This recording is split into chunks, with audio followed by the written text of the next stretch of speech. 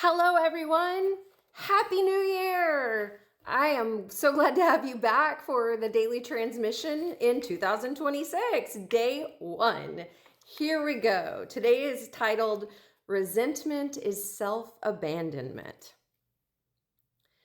Don't hold your family hostage to resentment, and don't walk around as the martyr pretending you had no choice.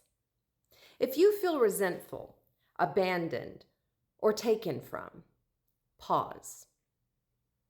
Resentment is not proof that someone else has failed you. It's information that you said yes when you meant to say no. I know this because, like everyone else, I've lived it. For years, when my kids were young and I was in my early 30s, I remember standing at the kitchen sink late at night, dishes piled, dinner had been cooked, a full corporate work day already behind me, kids cared for, house managed, bills paid, life held together. And as I stood there washing the dishes, my mind would run loud and angry, just eating at me with all these thoughts. Why do I have to do this? And why doesn't he do this? And why am I the only one holding everything together? And at the time, I thought those thoughts were mine. They were me. Later, I learned to observe them instead of taking them on into my heart, to recognize that they were conditioned egoic narratives passing through me, stories of inherited from our culture, our family, and unexamined roles, and frankly, lots of lies I told myself. They did not make me who I am in real time. That distinction, as I began to become aware of that distinction changed everything. If I chose to do something for my family, then it was my choice. And when resentment showed up, it meant I had abandoned myself somewhere along the way.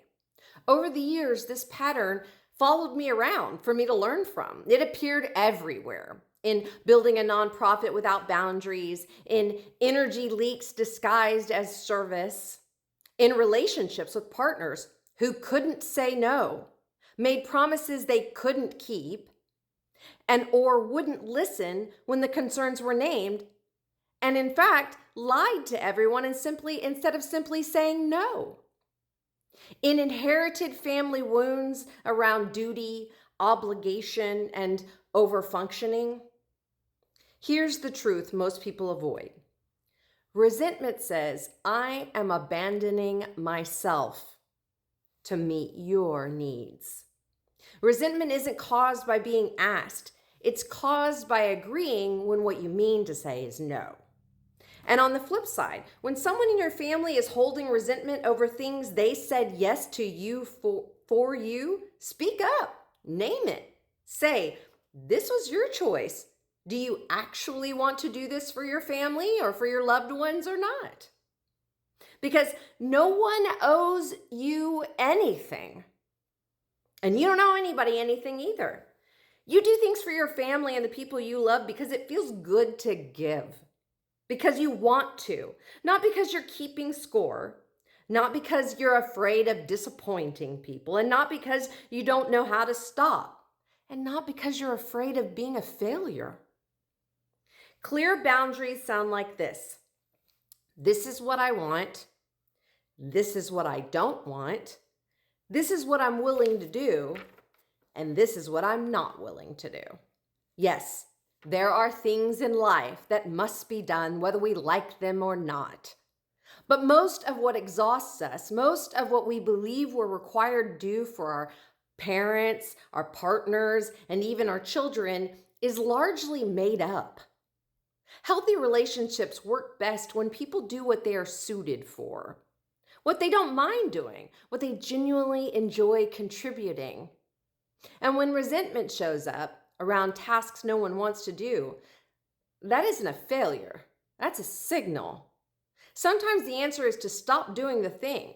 Sometimes it's to change how life is being structured around you. Sometimes it's to let go of roles that were never consciously chosen. Resentment dissolves when self-abandonment ends. So this is how I'm doing it differently in 2026 than I did it prior.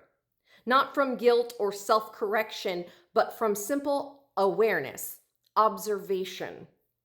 I pause before agreeing. My kids even learned that I'm going to say no first. The first answer is no. And then I noticed the resentment early, before it hardens into a story. I have time to think before I respond. I say no the first time instead of exploding on the last time. I let people own their choices without rescuing them from discomfort. And do you know what? People don't like that. They don't like it when you ask them to stick up for their promises, when you ask them to show up for the things they agreed to do, and sit back and wait for them to do it because they said they were going to. People don't like that stuff. I stopped doing things out of obligation, and I redesigned my life to support what I actually value. I give because I want to, not because I am required.